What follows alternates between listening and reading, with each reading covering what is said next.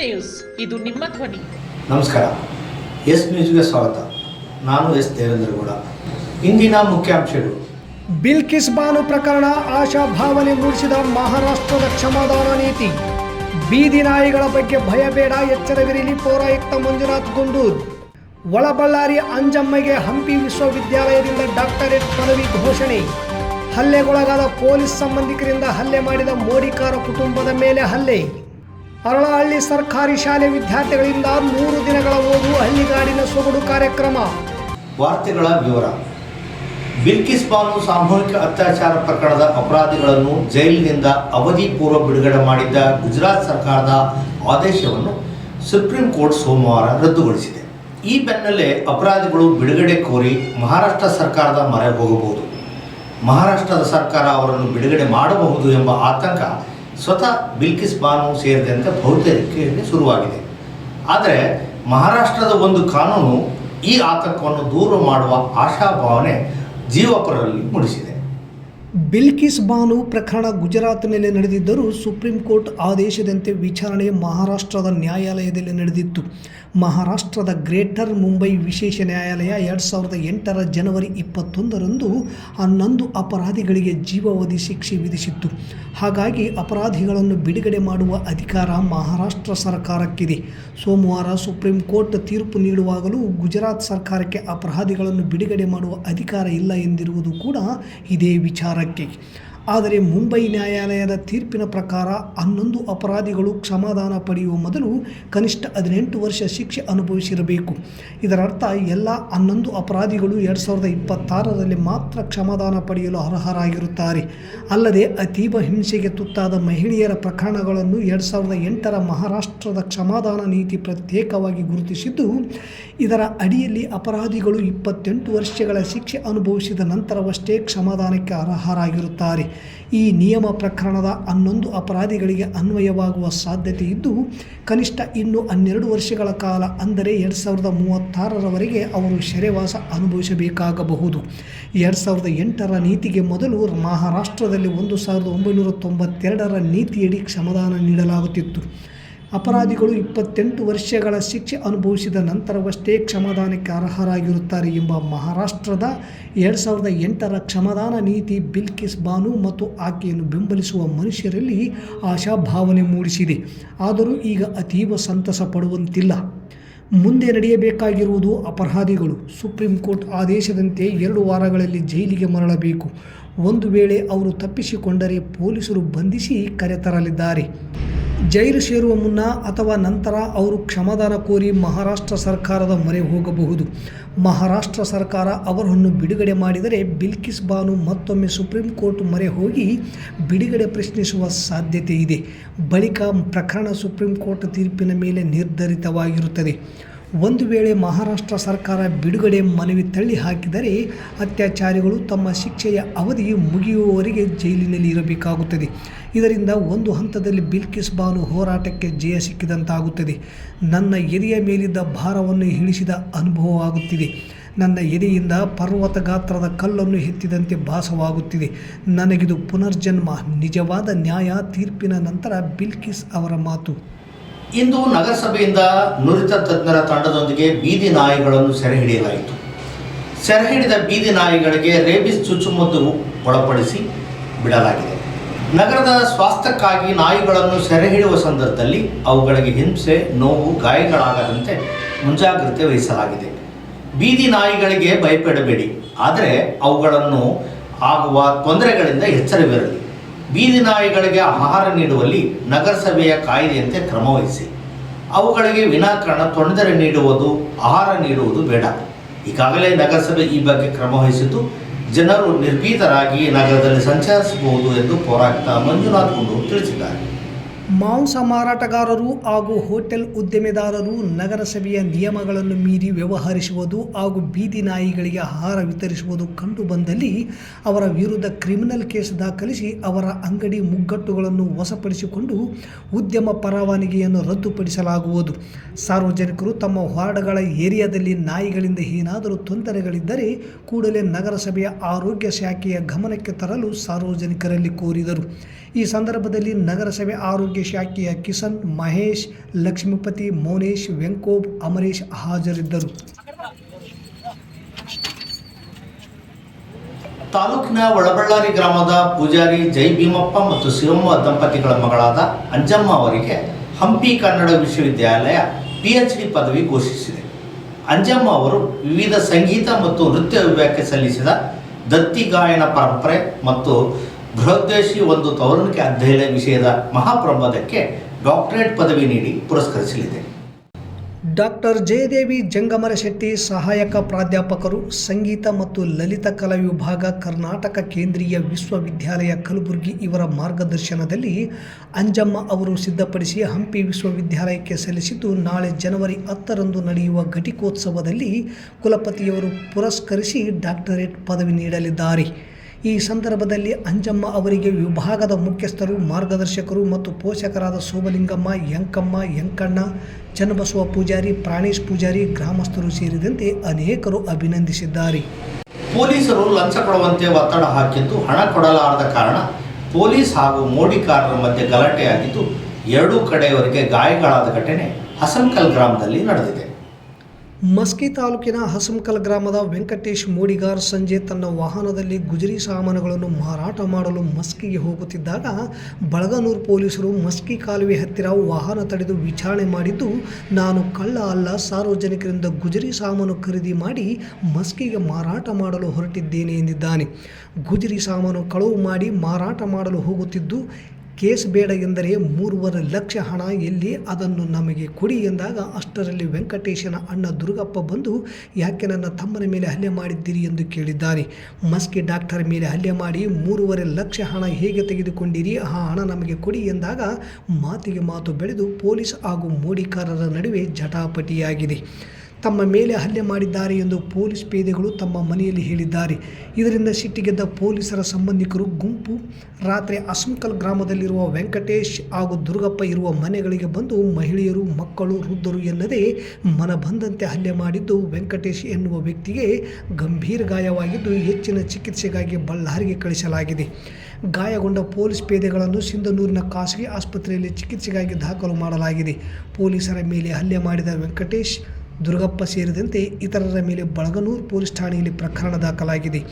Police ಕುಟುಂಬಸ್ಥರಿಂದ ಹಲ್ಲೆಗೊಳಗಾದ ಮೋಡಿಕಾರರ ಮಹಿಳೆಯರ ಮೇಲೆ ಗಂಭೀರ ಗಾಯಗೊಂಡಿದ್ದು, ಅವರನ್ನು ವಿಚಾರಿಸಿ ಆಸ್ಪತ್ರೆಗೆ ದಾಖಲು ಮಾಡದೆ ಪೊಲೀಸರು ನಿರ್ಲಕ್ಷ್ಯ ಮಾಡಿದ್ದು, ಗಾಯಗೊಂಡ ಮಹಿಳೆಯರನ್ನು ಶೇಖರಪ್ಪ ವಕೀಲರು ತಮ್ಮ ಸಂಗಡಿಗರ ಜೊತೆ ಗ್ರಾಮಕ್ಕೆ ಹೋಗಿ ಗಾಯಗೊಂಡಿರುವವರನ್ನು ಸಿಂಧನೂರು ಸರ್ಕಾರಿ ಆಸ್ಪತ್ರೆಗೆ ದಾಖಲು ಮಾಡಿ ಚಿಕಿತ್ಸೆ ಕೊಡಿಸುವ ಮೂಲಕ ಮಾನವೀಯತೆ ತೋರಿಸಿದ್ದಾರೆ.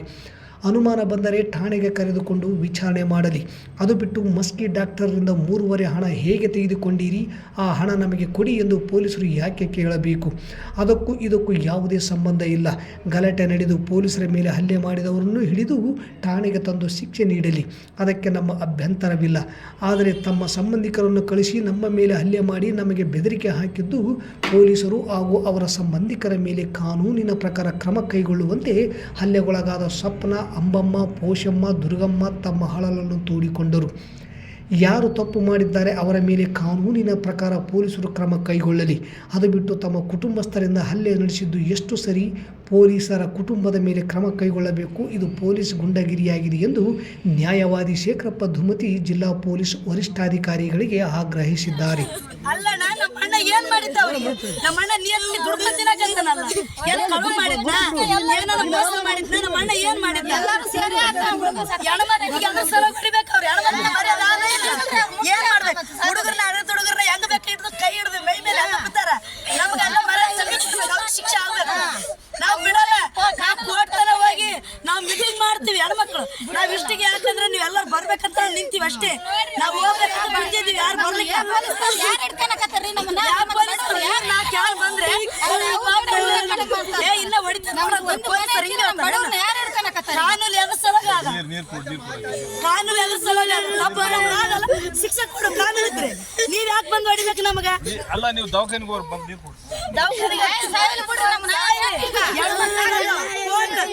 ಕಾನೂನಿಗೆ ಹೆಸರು ಬರ್ಬೇಕ್ರಿ. ಅದು ಕಾನೂನ್ದವ್ರು ಬಂದು ಏನು ನಮ್ಗೆ ಹಿಡ್ದಿಲ್ಲ. ಅವ್ರು ಗೊತ್ತಾಗ್ಬೇಕು ಏನ್ ನಿಂಗೆ ಹೆಣ್ಮಕ್ಳು ಇನ್ನೊಂದ್ಸಲ ನಮಗೆ ಆದಷ್ಟು ಅಲ್ಲೇ ಇನ್ನೊಬ್ರಿಗೆ ಆಗ್ಬಾರ್ದು.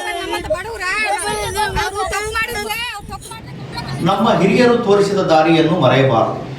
ಅವರ ಅನುಭವ ದೊಡ್ಡದು. ಹಿಂದೆಲ್ಲ ತಾಯಂದಿರು ಬೀಸೋ ಕಲ್ಲು ಬಳಸಿ ಕಡಲೆ ತೊಗರಿ ಬೀಸುತ್ತಿದ್ದರು. ಈಗ ತಂತ್ರಜ್ಞಾನ ಮುಂದುವರೆದಂತೆ ಯಂತ್ರಗಳು ಬಂದಾಗಿವೆ. ಶ್ರಮ ಕಡಿಮೆಯಾಗಿದೆ. ವಿದ್ಯಾರ್ಥಿಗಳಿಗೆ ಬಳೆ ಮಾರಾಟ, ಹೋಟೆಲ್ಗಳ ವ್ಯವಹಾರ, ಬಟ್ಟೆ ಮಾರಾಟ, ತರಕಾರಿ ಮಾರಾಟ, ಭತ್ತ ನಾಟಿ ಮಾಡುವುದು, ರಾಶಿ ಮಾಡುವುದು, ಜೋಳ ಮತ್ತು ಸಜ್ಜೆ ರೊಟ್ಟಿ ಮಾಡುವುದು, ಹೂವಿನ ವ್ಯಾಪಾರ, ಕುರಿಗಳ ಸಾಕಾಣಿಕೆ, ಕುಲುಮೆ ಮಾಡುವುದು, ಕುದುರೆ ಸಾಕುವುದು, ಹೀಗೆ ನಾನಾ ತರಹದ ಹಳ್ಳಿ ಜೀವನದ ಶೈಲಿಯನ್ನು ನಮ್ಮ ಹಿರಿಯರು ಹಾಕಿಕೊಟ್ಟ ದಾರಿಯನ್ನು ತಿಳಿಸುವ ಉದ್ದೇಶವೇ ಈ ಕಾರ್ಯಕ್ರಮ ಎಂದು ಮುಖ್ಯಗುರು ಲಿಂಗರಾಜ್ ಟಿ ಹೇಳಿದರು. ತಾಲೂಕಿನ ಅರಳಹಳ್ಳಿ ಗ್ರಾಮದ ಉನ್ನತೀಕರಿಸಿದ ಸರ್ಕಾರಿ ಮಾದರಿ ಹಿರಿಯ ಪ್ರಾಥಮಿಕ ಶಾಲೆಯಲ್ಲಿ ವಿದ್ಯಾರ್ಥಿಗಳಿಗಾಗಿ 100 ದಿನಗಳ ಓದು ಮತ್ತು ಹಳ್ಳಿಗಾಡಿನ ಸೊಗಡು ಕಾರ್ಯಕ್ರಮವನ್ನು 6ನೇ ತರಗತಿ ವಿದ್ಯಾರ್ಥಿನಿ ಸಾವಿತ್ರಿ ಕಾರ್ಟಿಗಿ ಅವರಿಂದ ಉದ್ಘಾಟಿಸಿ ಮಾತನಾಡಿದ ಅವರು, ತಂತ್ರಜ್ಞಾನ ಎಷ್ಟೇ ಮುಂದುವರಿದರೂ ಸಹ ಹಳ್ಳಿಗಾಡಿನ ಸೊಗಡು ಮರೆಯಬಾರದು. ಹಳ್ಳಿಯ ವಾತಾವರಣ ಕೋಟಿ ಕೊಟ್ಟರೂ ನಗರ ಪಟ್ಟಣಗಳಲ್ಲಿ ಸಿಗುವುದಿಲ್ಲ. ಇಲ್ಲಿನ ಪರಿಸರ, ಬಂಧು ಬಳಗ, ಹಿರಿಯರು ಮತ್ತು ಗುರುಗಳು ತೋರುವ ಮಾರ್ಗವನ್ನು ವಿದ್ಯಾರ್ಥಿಗಳು ಜೀವನದಲ್ಲಿ ಅಳವಡಿಸಿಕೊಂಡಾಗ ಸಮಾಜದಲ್ಲಿ ಉತ್ತಮ ನಾಗರಿಕರಾಗಿ ಬಾಳುವುದಕ್ಕೆ ಸಾಧ್ಯವಾಗುತ್ತದೆ ಎಂದರು. ನಂತರ ಶಾಲೆಯ ಮಕ್ಕಳಿಂದ ಗ್ರಾಮೀಣ ಸೊಗಡಿನ ವಹಿವಾಟುಗಳಾದ ಬಟ್ಟೆ, ಬಳೆ, ಹೋಟೆಲ್, ತರಕಾರಿ, ಕಿರಾಣಿ ಅಂಗಡಿ, ಹೂವಿನ ವ್ಯಾಪಾರ, ಭತ್ತ ನಾಟಿ ಮಾಡುವುದು, ರಾಶಿ ಮಾಡುವುದು, ಬಡಿಗೇರ್ ಕುಲುಮೆ ಮಾಡುವುದು, ಕುರಿ, ಕೋಳಿ, ಮೊಲ, ಕುದುರೆ ಸಾಕಾಣಿಕೆ, ಹೀಗೆ ಹಲವಾರು ಕಾರ್ಯಕ್ರಮಗಳನ್ನು ವಿದ್ಯಾರ್ಥಿಗಳು ಮಾಡಿ ಗ್ರಾಮೀಣ ಸೊಗಡಿಗೆ ಮೆರುಗು ತಂದರು. ಈ ಸಂದರ್ಭದಲ್ಲಿ SDMC ಅಧ್ಯಕ್ಷ ಯಲ್ಲಪ್ಪ ಕಾರ್ಟಿಗಿ, ಉಪಾಧ್ಯಕ್ಷ ಬಸವರಾಜ ನಾಯಕ್, ಶಾಲೆಯ ಶಿಕ್ಷಕರಾದ ಅಮರೇಶ್ ಹಾರಗಿ, ವಿನಾಯಕ ವಿರುಪಾಪುರ್, ಶ್ರೀಶಾಂತ್ ನಾಯಕ್, ಶಾಂತಿ, ಶಶಿಕಲಾ, ರಾಜೇಶ್ವರಿ, ಚೆನ್ನಮ್ಮ, ವೀಣಾ, ದೀಪಿಕಾ ಹಾಗೂ ಸದಸ್ಯರಾದ ತಿಪ್ಪಣ್ಣ, ಅನ್ವರಿ ಸೇರಿದಂತೆ ಸರ್ವ ಸದಸ್ಯರು, ಪ್ರೌಢಶಾಲೆಯ SDMC ಅಧ್ಯಕ್ಷ ಸೂಗಪ್ಪ ಬಳೆಗಾರ್, ಮುಖ್ಯ ಗುರುಗಳಾದ ಬಸವರಾಜ್ ಬೆಳಕಲ್ ಹಾಗೂ ಶಿಕ್ಷಕರು, ಊರಿನ ಗ್ರಾಮಸ್ಥರು ಇದ್ದರು.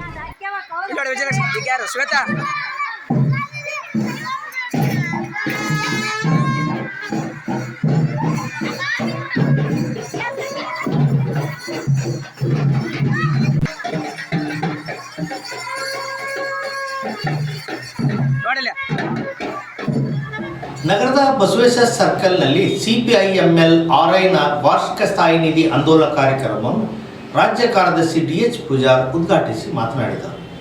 ಕಳೆದ 40 ವರ್ಷಗಳಲ್ಲಿ ದೇಶ ಕಂಡರಿದಂಥ ನಿರುದ್ಯೋಗ ಸಮಸ್ಯೆ ಉಂಟಾಗಿದೆ. ರೈತರು, ಕಾರ್ಮಿಕರು ಅಷ್ಟೇ ಅಲ್ಲ, ಸಣ್ಣ ವ್ಯಾಪಾರಿಗಳು ಮತ್ತು ನಿರುದ್ಯೋಗಿ ಯುವಕರ ಆತ್ಮಹತ್ಯೆಗಳು ಹೆಚ್ಚಾಗಿವೆ. ದೇಶದ ಸಾಲ 200 ಲಕ್ಷ ಕೋಟಿಗೆ ಏರಿಕೆಯಾಗಿದೆ. ಕಳೆದ 9 ವರ್ಷಗಳ ಅವಧಿಯಲ್ಲಿ ಕಾರ್ಪೊರೇಟ್ ಉದ್ಯಮಿಗಳ 10 ಲಕ್ಷ ಕೋಟಿ ಸಾಲ ಮನ್ನಾ ಮಾಡಲಾಗಿದೆ ಮತ್ತು 14.56 ಲಕ್ಷ ಕೋಟಿ ಸಾಲವನ್ನು ರೈಟಪ್ ಮಾಡಿದೆ.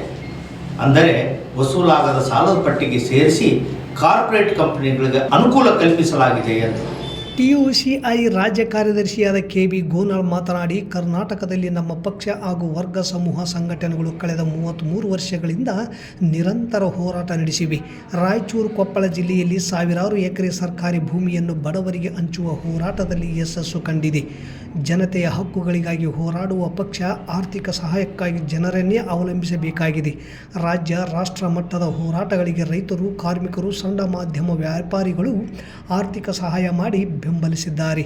ಪೂರ್ಣಾವಧಿ ಕಾರ್ಯಕರ್ತರ ಭತ್ಯೆ, ಪ್ರಯಾಣ ವೆಚ್ಚ, ಪಕ್ಷದ ಕಾರ್ಯಾಲಯದ ಬಾಡಿಗೆ ಸೇರಿದಂತೆ ಪ್ರತಿ ತಿಂಗಳು ಲಕ್ಷಾಂತರ ರೂಪಾಯಿ ಖರ್ಚು ಮಾಡಬೇಕಾಗುತ್ತದೆ. ಹಾಗಾಗಿ ಪ್ರತಿ ವರ್ಷದಂತೆ ಈ ವರ್ಷವೂ ಜನವರಿ 5ರಿಂದ 20, 2024ರವರೆಗೆ ವಾರ್ಷಿಕ ಸ್ಥಾಯಿ ನಿಧಿ ಆಂದೋಲನ ಕಾರ್ಯಕ್ರಮ ಹಮ್ಮಿಕೊಳ್ಳಲಾಗಿದೆ. ಉದಾರ ಆರ್ಥಿಕ ನೆರವು ನೀಡಿ ಜನಪರ ಚಳುವಳಿ ಬಲಿಷ್ಠಗೊಳ್ಳಲು ಹೆಗಲೊಡ್ಡಬೇಕೆಂದು ಕೋರಿದರು. ಈ ಸಂದರ್ಭದಲ್ಲಿ ಬಸವರಾಜ್ ಎರ್ದಿಹಾಳ್, ಜಿಲ್ಲಾ ಕಾರ್ಯದರ್ಶಿ ರಾಯಚೂರು, ಚಿಟ್ಟಿಬಾಬು, ರಮೇಶ್ ಪಾಟೀಲ್, ರೇಣುಕಾ ಬೂದಿವಾಳ ಕ್ಯಾಂಪ್, ಬಸನಗೌಡ ಮಾಂಪೂರ್, ಯಮನೂರಪ್ಪ, ಛತ್ರಗೌಡ, ಮಹಮ್ಮದ್ ಸಾಬ್, ಪರಶುರಾಮ್ ಇತರರು ಭಾಗವಹಿಸಿದ್ದರು. ಈ ಒಂದು ಇಡೀ ದುಡಿಯುವ ವರ್ಗದ ಯುವಜನ ಒಂದು ಕನಸನ್ನ ಕಾಣತಕ್ಕಂಥ ಪರಂಪರೆ ಕಮ್ಯುನಿಸ್ಟ್ ಪಾರ್ಟಿಗಿದೆ. ಕಮ್ಯುನಿಸ್ಟ್ ಪಾರ್ಟಿಗಳು ಇದನ್ನು ಯಾಕಾಗಿ ಮಾಡ್ತವೆ ಅಂತ ಹೇಳ್ಬಿಟ್ಟು ನೋಡಿ, ಸರ್ಕಾರಕ್ಕೆ ಖಜಾನೆ ಭರ್ತಿ ಮಾಡೋದಕ್ಕೆ ನಮ್ಮ ಮೇಲೆ ಇಲ್ಲ ಸಲ್ಲದ ತೆರಿಗೆಗಳಿದೆ, ದಂಡನೆಗಳಿದೆ. ಹಾಗೆಯೇ ಅವರ ಅದು ಸಾಲದೆ ಹೋದಾಗ ಅವರಿಗೆ ಸಾಕಷ್ಟು ಸಾಲಗಳಿದೆ. ಆದರೆ ಕಮ್ಯುನಿಸ್ಟ್ ಪಾರ್ಟಿಗೆ ಈ ಥರದ ಯಾವುದೇ ಅವಕಾಶಗಳಿಲ್ಲ. ಕಮ್ಯುನಿಸ್ಟ್ ಪಾರ್ಟಿಗಳು ಜನತೆಗಾಗಿ ತಮ್ಮ ರಾಜಕೀಯ ಉದ್ದೇಶಕ್ಕಾಗಿ ಜನರ ಒಂದು ಪರ್ಯಾಯ ರಾಜಕೀಯಕ್ಕಾಗಿ ಜನರನ್ನೇ ಅವಲಂಬಿಸಬೇಕಾಗಿದೆ. ಮತ್ತೊಮ್ಮೆ ಮುಖ್ಯಾಂಶಗಳು. ಬಿಲ್ಕಿಸ್ ಬಾನು ಪ್ರಕರಣ ಆಶಾಭಾವನೆ ಮೂಡಿಸಿದ ಮಹಾರಾಷ್ಟ್ರದ ಕ್ಷಮಾದಾನ ನೀತಿ. ಬೀದಿ ನಾಯಿಗಳ ಬಗ್ಗೆ ಭಯ ಬೇಡ, ಎಚ್ಚರವಿರಲಿ ಪೌರಾಯುಕ್ತ ಮಂಜುನಾಥ್ ಗುಂಡೂರ್. ಒಳಬಳ್ಳಾರಿ ಅಂಜಮ್ಮಗೆ ಹಂಪಿ ವಿಶ್ವವಿದ್ಯಾಲಯದಿಂದ ಡಾಕ್ಟರೇಟ್ ಪದವಿ ಘೋಷಣೆ. ಹಲ್ಲೆಗೊಳಗಾದ ಪೊಲೀಸ್ ಸಂಬಂಧಿಕರಿಂದ ಹಲ್ಲೆ ಮಾಡಿದ ಮೋಡಿಕಾರ ಕುಟುಂಬದ ಮೇಲೆ ಹಲ್ಲೆ. ಅರಳಹಳ್ಳಿ ಸರ್ಕಾರಿ ಶಾಲೆ ವಿದ್ಯಾರ್ಥಿಗಳಿಂದ 3 ದಿನಗಳ ಓದು ಹಳ್ಳಿಗಾಡಿನ ಸೊಗಡು ಕಾರ್ಯಕ್ರಮ. ಇಲ್ಲಿಗೆ ವಾರ್ತಾ ಪ್ರಸಾರ ಮುಕ್ತಾಯವಾಯಿತು. ನಿರಂತರ ಸುದ್ದಿಗಾಗಿ ವೀಕ್ಷಿಸಿ ಎಸ್ ನ್ಯೂಸ್. ಇದು ನಿಮ್ಮ ಧ್ವನಿ. ನಮಸ್ಕಾರ.